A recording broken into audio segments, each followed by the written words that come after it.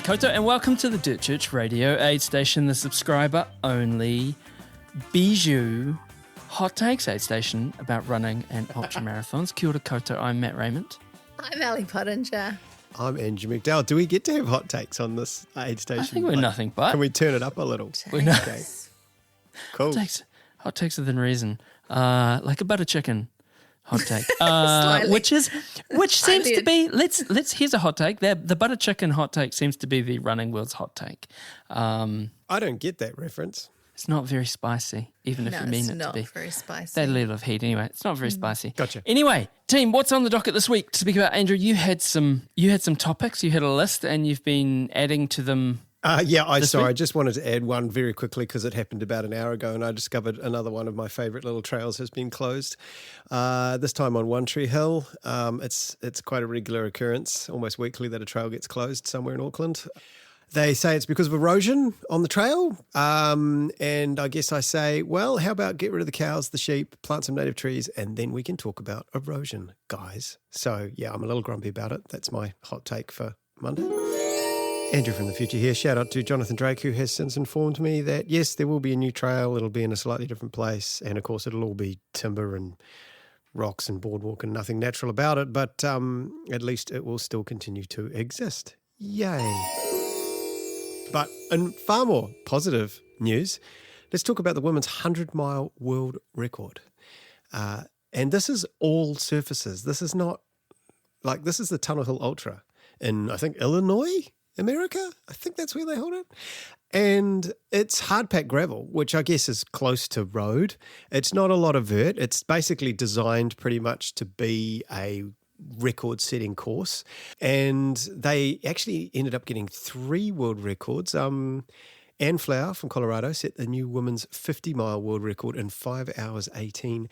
That's 80K. 80K in 5 hours 18. What? So fast. What? Ridiculous. Washington's Courtney Olson set a new women's 100K American record, just under 7 hours, 6:59. 6:59 for 100K on gravel. I'm going to get Triona.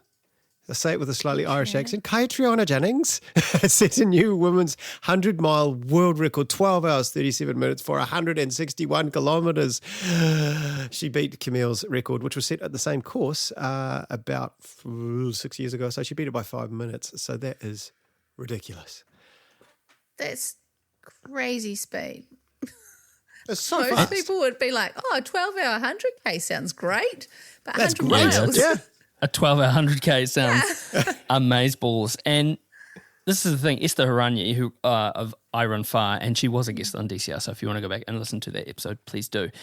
She wrote on the mighty, I'll say this twice, I Run Far, what's perhaps the most impressive about Jennings' 100-mile run was her consistency. For nearly the first 80 miles, her pace never wavered more than a second or two away from 7:26-minute miles, and after 80 miles, or about 10 hours of racing, her pace only slightly crept up. For the entire race, she was able to keep her pace below that of the world record. How much does that matter over 100 miles, a 5-minute gap? That's a good toilet stop. Do you mean are you saying that is that a thrashing, or is that just narrowly beating it? Is that what you're wondering? Yeah. Yeah. I think it's narrowly beating it. It's definitely not a thrashing. 5 minutes is nothing.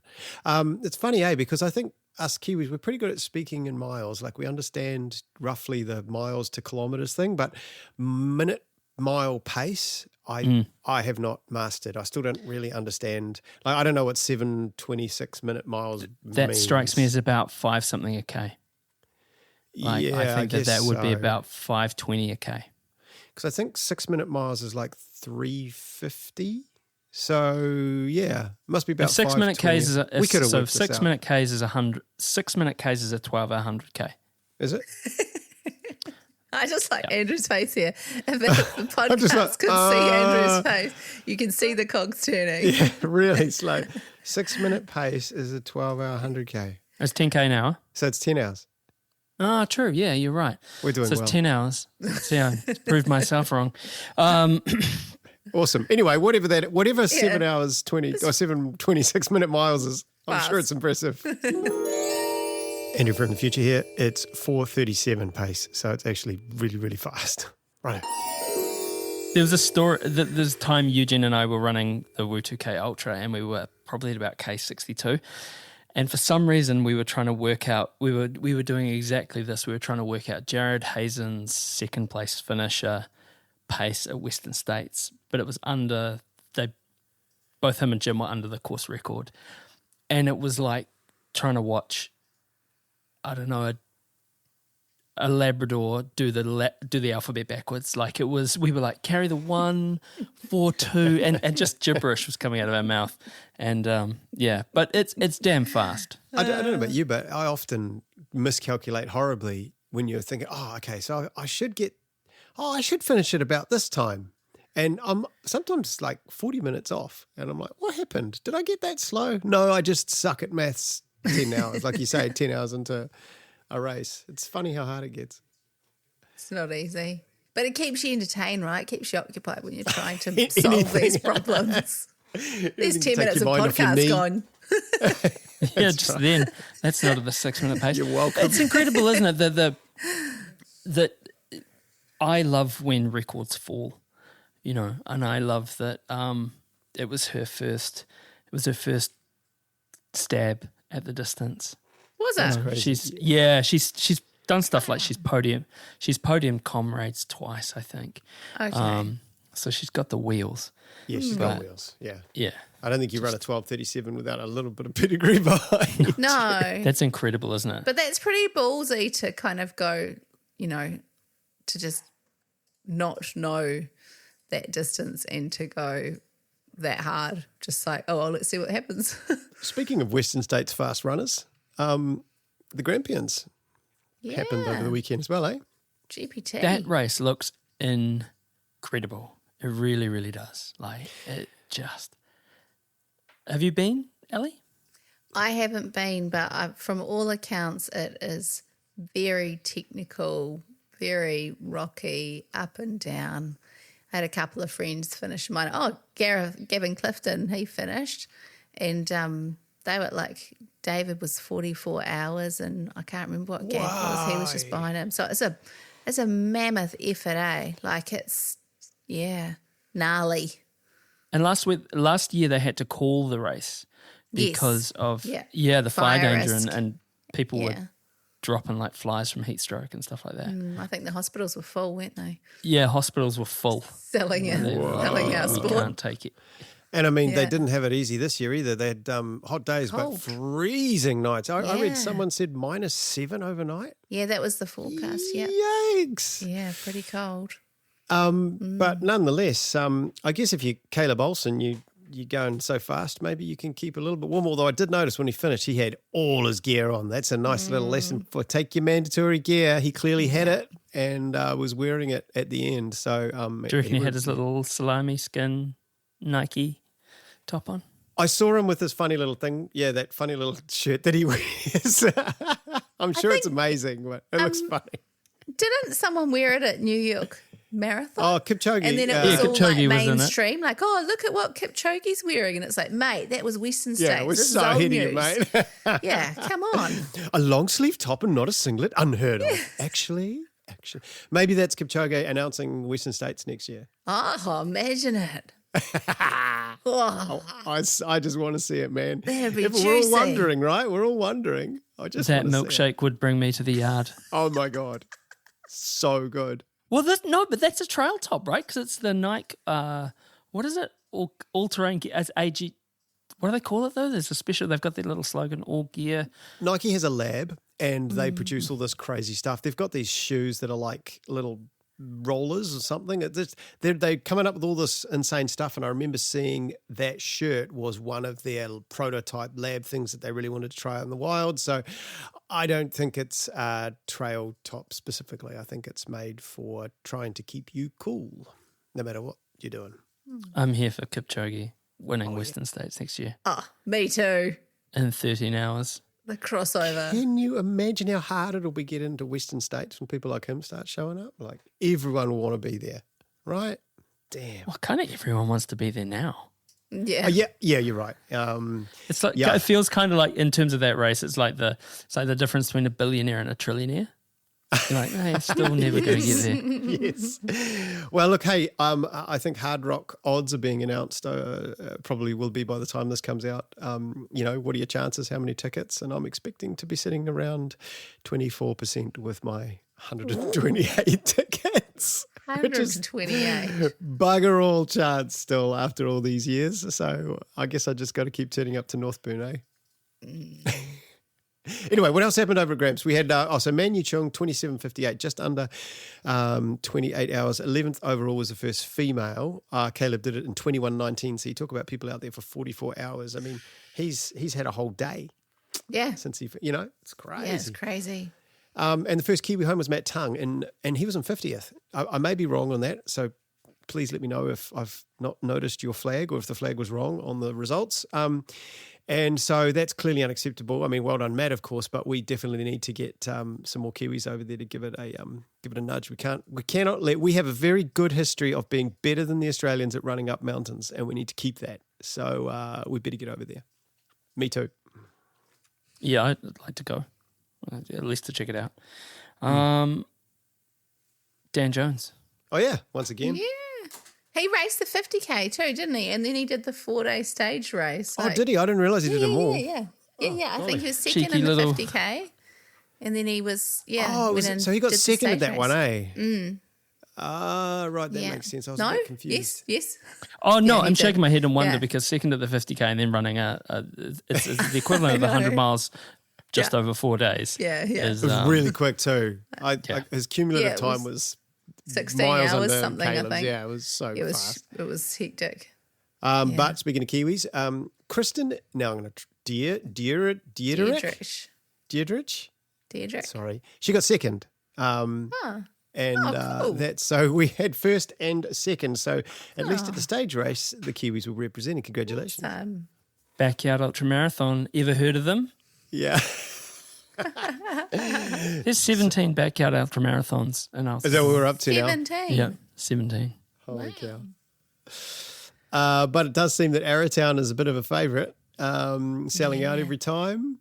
I know we're all hungover from Biggs, and we've heard a lot about backyards lately, but my mate Kieran from Cromwell, who won for 40 laps, and because he's such a nice guy, I'm giving him a shout out. Assist with Simon Budd, and the first female was the Christchurch-based Speed Freaks volunteer, Hadani Woodruff, with 33 hours. She's actually gone a bit further than that in the past. Yeah, but Hadani's still, awesome.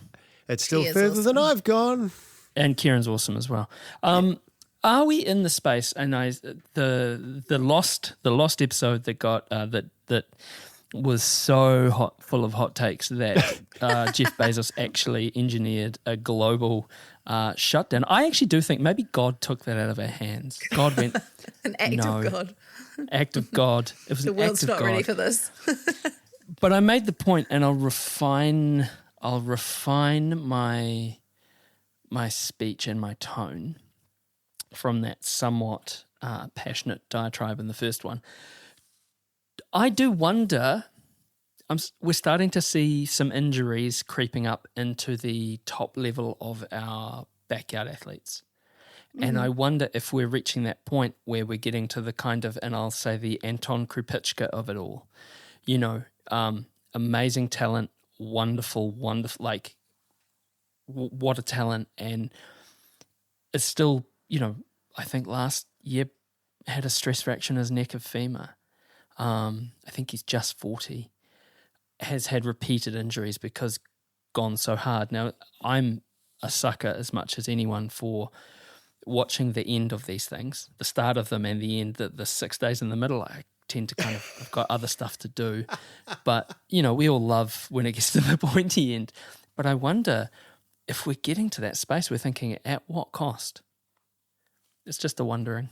Well, I mean, I didn't enjoy seeing both Phil Gore and Harvey Lewis both in crutches after Biggs. And didn't one guy have like a cramp in his neck that was causing quite significant issues, eh? Just run around in circles. Just tight ones. That's not Sam Harvey still awesome. Yeah, busted Achilles. ass. Yeah, you know. Is it any worse than? Yeah, it is probably slightly worse than we're seeing in any 100-mile races and things like that. We're not seeing people too many people on crutches these days. Just putting that out there. I'm not putting any weight to it, but I wonder if we are, getting into that space. And the search for glory, you got 1 foot on the podium, 1 foot on a banana peel, it's a thing. Wonder. Yeah, it's fine margins. Too, I wonder if it's tied in with sponsorship. These backyard ultra athletes aren't generally sponsored like the Ruth Crofts and the Dan Joneses and, by the big brands that you see, that kind of, whether that actually, and probably have the thorough teams around them, hopefully, where you're getting that support. I don't know. I wonder if that's part of it as well, because they've got, they're running for prize money rather than being sponsored to be professionals and being paid for showing up at a few key races. I still think it pales in comparison to humongous people running into each other on a field every Saturday at full speed, and the prolonged head injuries and the things that we're seeing from people who will accept that. They will say it's worth it to chase my dream, and I'm prepared to take that risk. But obviously, we're seeing more and more with rugby and league. We're seeing so many of these concussion tests and everything. They're being so much more careful about it. NFL as well, of course, because they're seeing all this long-term brain injury damage. And I would definitely say that these guys running around for 6 days and being in crutches for a little while and stuff is nowhere near as bad as what's happening there. We don't know the long-term effects yet though, because they're going quite long-term sleep deprivation. I think you could argue actually the recovery. So yes, and I would put a sport like American football and a sport like rugby league in a completely different category. They're bigger athletes. They're wearing armor, so it's like I heard the comparison made. Would you rather get punched with a UFC glove, or would you rather get punched with a boxing glove? Now, personally, I'd rather get punched in the head. I'd rather not get punched in the head, but if I had to choose, I'd get punched in the head with a UFC glove, because a boxing glove is like two pounds of horsehair wrapped in leather. So you're like getting hit with a club. These big guys running into each other in their helmets with their heads and all that sort of stuff versus, I agree with you in terms of rugby union and watching those clear outs of the breakdowns and stuff. I think that is getting to the point of insanity. But I wonder also in terms of both the sleep deprivation and the long-term recovery, like these guys on the field for, like, say NRL or what have you, they're professional athletes. They're getting, the best sort of medical care that, money can buy. But I hear what you're saying as well, and I wonder also about comparative age, because these are generally younger human beings who can perhaps bounce back a bit quicker. But yeah, I'm not suggesting it's a bad thing, but it's that's the thing, isn't it? With any kind of attainment, there's sacrifice. Let's hope people find their limits before their bodies find it for them. Yeah. You said here it was very hot. You were upset because it was hot. I'm always upset because it's hot. It was hot, man. This week. It feels like running. There's been a... It just isn't. Well, no, in general, I hate the mirror. I live in the wrong city. Honestly. Do you? You're Auckland, a cold fish, Andrew. The humidity, I cannot stand humidity, and I'm trapped in this city, so I just have to put up with it. Well, I did notice on my run on the weekend, I was like, why do I feel, apart from my incipient lack of fitness and mental distress, I'm like, why am I sucking even more than usual? It was really hot. It was so hot on Saturday in Riverhead Forest, running around a recently felled pine forest. There's a lot of there's no cover, eh? They've taken cover. So many trees out, man. Yeah. Oy. Ali, it'd be interesting to hear from you, coach's perspective on this stuff. How do you cope when it's hot? Yeah. So it's interesting because, the ideal kind of temperature is that 10 to 12 degrees. That's like, we all know that's like beautiful running temperature. As it warms up, every 5 degree increase, you get about 1.5 to 2% finishing time rise for a marathon. So you're getting slower per degree Celsius. One thing that you want to kind of keep an eye on is the wet bulb globe temperature, which is a measure of heat stress that blends air temperature, humidity, radiant heat from the sun, and wind. So you don't want to just look at a heat index. You want to kind of consider all these things. Because we know, right, when it's humid, you're like, oh my God, I feel like I'm running in a sauna or something like that. So keep an eye on that. You can do some pre-cooling, that sort of thing, but also conservative pacing is good, but obviously it's different for a training run.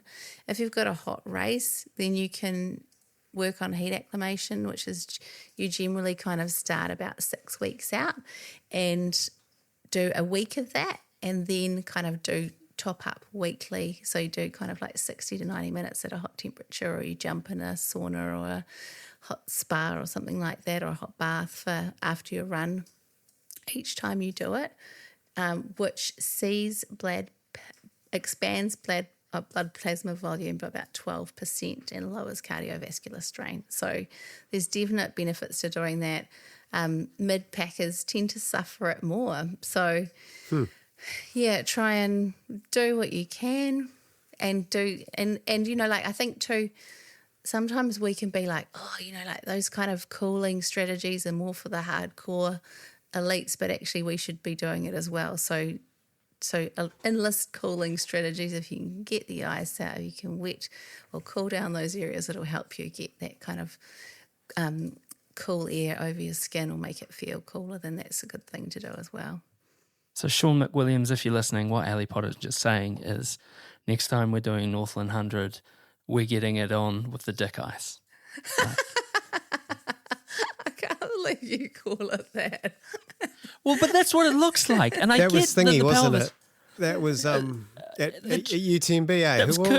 It was Coop, and they just had these male athletes in this paddling pool full of ice, and they were just shoveling. They were like albacore tuna that they just put. You know, you see those things. They're just shoveling like flash freezing fish, but just onto the pelvic area, because I guess it's very vascular through there. You got a lot of big blood vessels going through, but yeah, it was. They were icing down their dicks, dick ice, or just a nice Sean bandana. McWilliams coined it, and so Dick ice. Just a nice bandana is also very effective. If you can get one of those, I highly recommend them. And if you can get ice, I used one at Tarawera. I loved it. I thought it was amazing. Very, very good. I think it makes a huge difference. Although the rattling does put one off a little bit when you first because you sound like an RTD when you're running. You should cocktail shaker. Yeah, I suppose so. Isn't that a good sound though? You're like, oh yeah, it's a party. Where does one find wet bulb globe temperature? That's a terrible name. This is really interesting, Ellie. Question. I don't know. I don't know if the weather sites do it. They must do. I'm going to judge everything by the wet bulb globe temperature now. Is there the WBGT? Yeah, it is. The Wibgata. I'm going to see what Rotorua is right now. Oh, look, there's Meteorologics, which looks like it has current observations in New Zealand. I think psychologically, though, if it's hot, accept that you're going to feel like you're sucking just a little bit more. And that's okay. And if you can get that through your head, which I did, you'll have a good run. And it's nice to be out in the heat.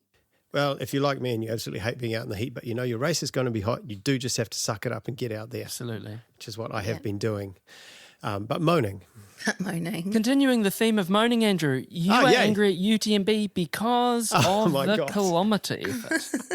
This is some absolute BS. I've never seen so much BS in my life. Okay, so I was triggered by a post, and I know this is my fault for looking, but on Reddit, on a guy saying, did my first 100-miler, right? And then he posted a screenshot of a Strava, and it was only 90 miles. And I thought, no, you can't claim that. Right? Like, yeah. I sort of thought, maybe his watch died, or maybe, it's okay. Maybe there's an error there, or something's happened or whatever. And of course, the comment immediately below it is, you mean 90 miles? And the dude says, no, I used the UTMB method where for every 100 meters of elevation, 1 kilometer for every 100 meters of elevation gain.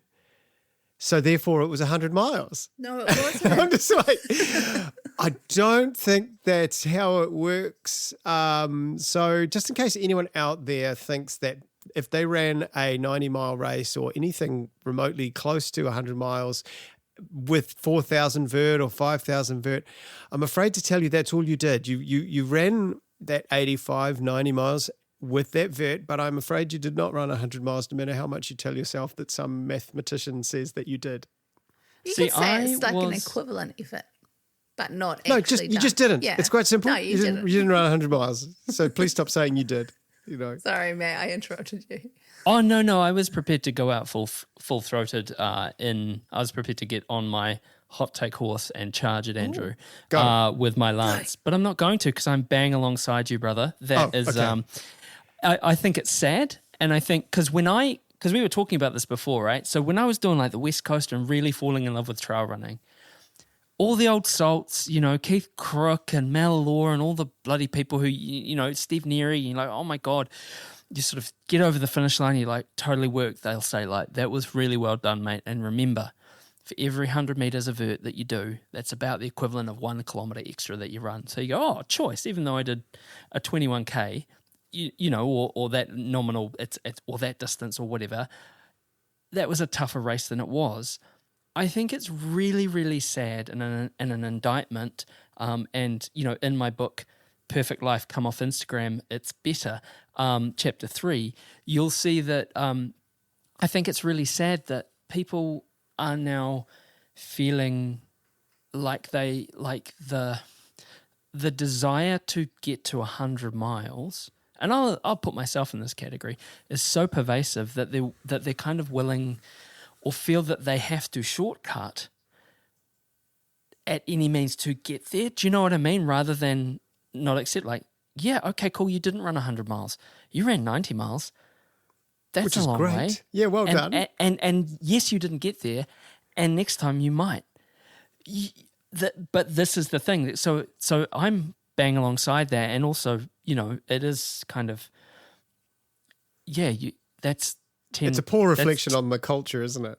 It is a poor reflection on the culture, and it's poor. I think it's a sad indictment that people are now kind of, and I wonder, like, are we to blame? We're all about ultra marathon running.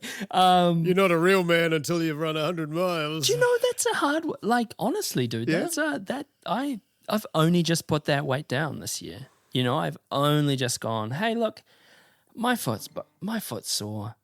This year's been shit.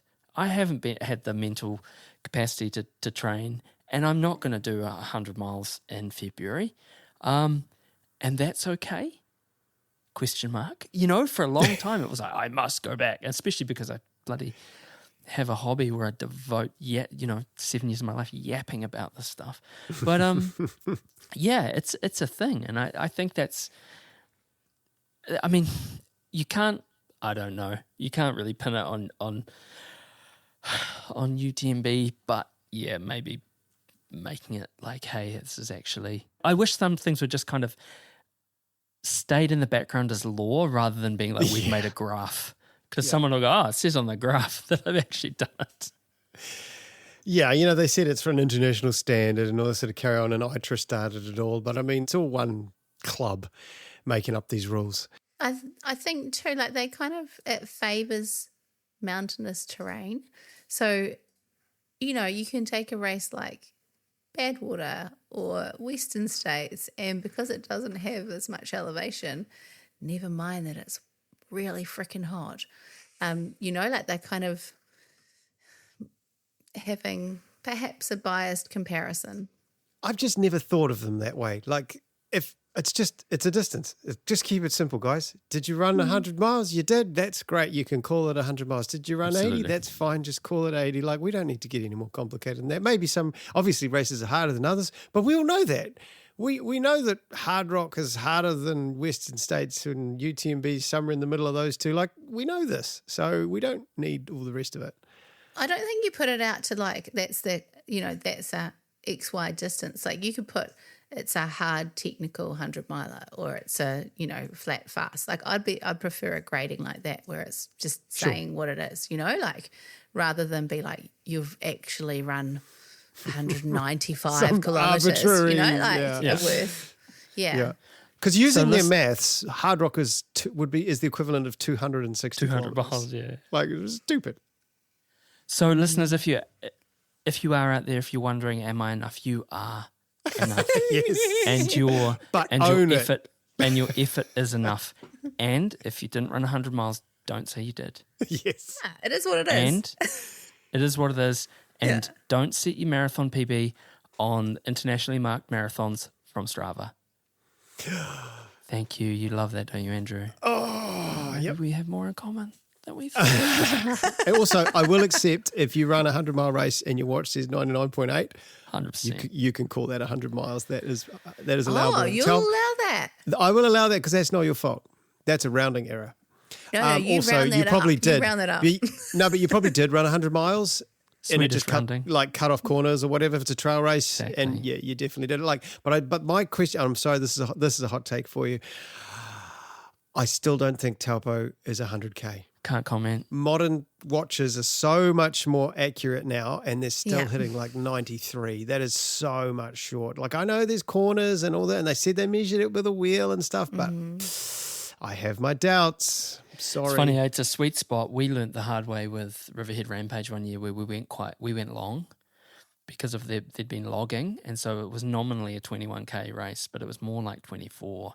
And some people got really, really angry at us, like properly angry at us. I thought it was hilarious. We all did. But some people, and most people loved it, but some people really didn't because they had it in their head psychologically. They were at the last aid station going, this is 21K. And we were like, Ellie, anything from you? I mean, National Park Fire, like that was pretty devastating. I don't know about you guys, but we've just been like checking the news frequently over the last couple of days and just going, no. But it looks like it's out now. So Is that right? yeah. Okay. So cross fingers it remains that way, and I guess we just wait and see what the state of everything is. Yeah. This was the first summer just gone that I'd actually really worried because it was so dry that I lived probably as the crow flies, like if you were to just like point a laser, probably 500 metres away. That's a good point, hey? From a thickly felled pine forest, a slope. Whereas if there was a fire up on that ridge with all the wind and everything like that, and you live east of it, prevailing westerly, buggered. And so, I was really, really happy for a humid summer. So I don't want, and it's luck, not skill, right? And there's loggers up there. There's all sorts of things going on, but. Yeah, well, I did hear a scary. rumour that it might have been the Tongariro one might have been started by small burn-offs. I'd heard only that a rumour, but they haven't officially said what it was. But yeah, I mean, it's got to start somehow. Yeah, be fire smart, people. Other thing I was going to bring up was Legend of the Peak. So, massive weekend here in Rotorua, lots of happy people. I went down and just caught up with everyone, and there was really good vibes, and definitely like a fun event to see happening here. And next year they're making it the 50K National Trail Champs, which is pretty cool. So they're adding a 50K course. Oh wow, that's cool. That looks like a stiff race. It's peak, so it's pretty up and down. It's a good hard course, regardless of which distance you're doing. They've made it pretty hilly. I tell you what, they're not mucking around with the website. All the 50K information is already up there. Yeah. I'm just trying to see a map. I want to see where it goes. Yeah. What's not to love about a 50K trail race, trail champs in Rotorua? That's amazing. I don't love them because I'm too slow. 50K is such a hard distance. It is a hard distance, but man. in terms of destination and going and hanging out there, and then you go like, just beautiful. I love Rotorua. I miss living there. My goodness me. I don't think I knew you lived there. That's cool. Yeah, 2008 to 2010. Oh wow. I worked at Te Whare Oranga o Tangata Whakaue, or Ward 4 of Rotorua Hospital. Kapai. I preferred the former name, not the latter. But it sounded way better the first time. yeah, for real, absolutely. Well, look, we've covered a lot. We salute the female world record at the 100-mile. And is anyone braced for Camille's response? Are we anticipating a little something? She's normally pretty I'm congratulatory. sure it will be a congratulations. Yeah, I don't expect any. Don't expect any Still not over that controversy there. Spartathlon portrait.